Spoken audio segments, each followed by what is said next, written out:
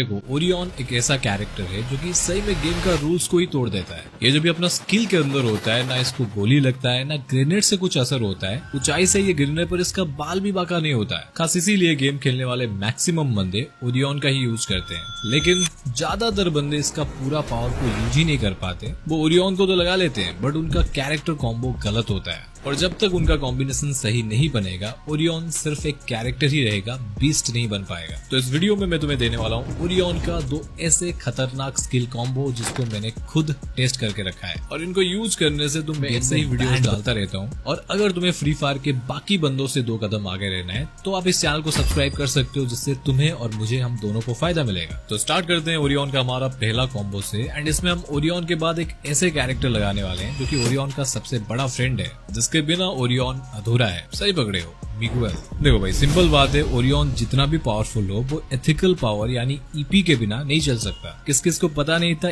EP का मतलब ethical power होता है, कमेंट करके बताना। देखो, बिना ईपी के ओरियन बिना पेट्रोल के गाड़ी, बिना बैटरी के घड़ी और बिना छेद के चड्डी के जैसा है, चल ही नहीं सकता यार। ओरियन को एक बार यूज करने के लिए तुम्हारे पास कम से कम 200 ईपी होनी ही चाहिए, जो कि हर वक्त तुम्हारे पास नहीं होता है। तो तुम्हारा इसी कमी को पूरा करता है मिगुएल कैरेक्टर। ये मिगुएल को अगर तुम लगाकर किसी बंदे को निपटा देते हो तो इंस्टेंटली मिगुएल तुम्हें 200 ईपी दे देता है। और तुम्हें पहले से पता है ओरियन को चलाने के लिए तुम्हें 200 ईपी का ही जरूरत है। अगर तुम इन दोनों को एक साथ में यूज कर लेते हो तो तुम जितनी बार किसी बंदे को मारोगे, मिगुएल तुम्हें ईपी देगा और तुम बार बार ओरियन का स्किल को यूज कर पाओगे। अब इस कॉम्बो में तुम मिगुएल के बाद कोई भी कैरेक्टर का यूज कर सकते हो, बट तुम्हें रखना नहीं है। तुम्हें एक ऐसा कैरेक्टर को रखना है जो तुम्हारे स्ट्रेटेजी को एक और स्टेप आगे ले जाए। तो थर्ड स्लॉट में हमें यूज करना है सानी को। यार ऐसे ही नहीं रख दिया मैंने। देखो, सानी को यहाँ पर रखने का एक बहुत बड़ा रीजन है, एंड वो है सानी का स्किल एक्टिवेशन मैकेनिज्म। सानी की जो स्किल है बहुत इंटरेस्टिंग तरीके से एक्टिव होता है। यहाँ पे जैसे ही तुम ओरियन एंड मिगुएल के साथ सानी को यूज करोगे और ओरियन का स्किल को यूज करोगे तो सानी तुम्हें 30 एसपी यानी सील्ड पॉइंट देगी। मतलब यहाँ पे सिलसिला जारी रहेगा। तुमने ओरियन के साथ मिगुएल लगाया है, जिससे किल करने पर बार बार तुम ओरियन को यूज कर पाओगे। एंड जितनी बार तुम ओरियन को यूज करोगे, सानी तुम्हें उतनी बार 30 सील्ड पॉइंट देती रहेगी, जिससे तुम्हें फुल प्रोटेक्शन मिलेगा। तो एक गोली में यहाँ पे ओरियन 3-3 शिकार कर लेगा। एंड इस कॉम्बो के लास्ट स्लॉट में हमें यूज करना है फॉर्ड को। वो इसलिए क्योंकि जब भी तुम किसी बंदे से फाइट लोगे, वो भी तुम्हें थोड़ा बहुत डैमेज करेगा। अगर नहीं कर रहा है वो साला नूबड़ा है।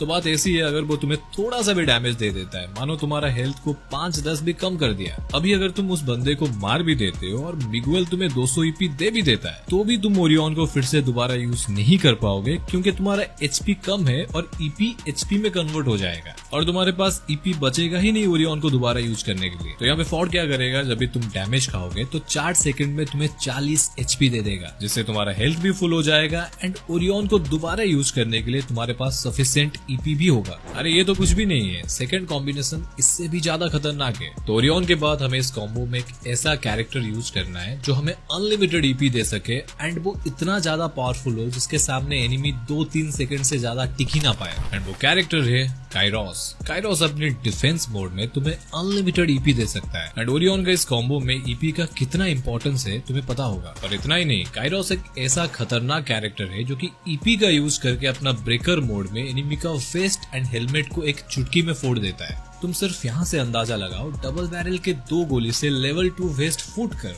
बंदा डायरेक्ट मर जाएगा, यानी एक गोली में 2 शिकार। एंड नो डाउट इस कॉम्बो के थर्ड स्लॉट में हमें मिगुएल को ही रखना है, क्योंकि इसके बिना ओरियन अधूरा है। If you know you know. अगर तुम बंदे को मार देते हो तो तुम्हें मिगुएल 200 ईपी दे देगा, और अगर तुम्हें बंदा नहीं मिलता है मारने के लिए तो भी तुम्हारा ईपी ऑटोमेटिकली फुल हो जाएगा काइरोस की वजह से। और ऊपर से काइरोस भी तुम्हें बंदे को जल्दी मारने के लिए हेल्प करेगा। पर देखो, ऐसा भी हो सकता है बंदा कुछ ज्यादा ही इंटेलिजेंट हो, वो भी चूड़ी नहीं पहना है, वो भी अपना सारा कुछ लगा देगा तुम्हें मारने के लिए। तो तब क्या करना है? खास इसीलिए इस कॉम्बिनेशन के लास्ट स्लॉट में तुम्हें रखना है जस्टिन बीबर। भाई ये एक जादुई कैरेक्टर है। ये क्या करेगा, ईपी का यूज करके तुम्हारे ऊपर पड़ने वाला डैमेज को 8% कम कर देगा। और अगर तुम्हारे 15 मीटर के अंदर तुम्हारा कोई टीममेट है एंड उनके पास ईपी है, एनिमी अगर उनको डैमेज देता है तो जितना ईपी उनका खर्चा होगा वो सारा ईपी तुम्हें मिल जाएगा। मजे की बात यह है, डैमेज वो खाएंगे और ईपी तुम्हें मिलेगा, जिससे ऑब्वियस बात है ओरियन को तुम बार बार लगातार यूज कर सकते हो। तो यार ये तो हो गया ओरियन का 2 बेस्ट कॉम्बो, बट एक और कॉम्बिनेशन मैं तुम्हें रेकमेंड करूंगा,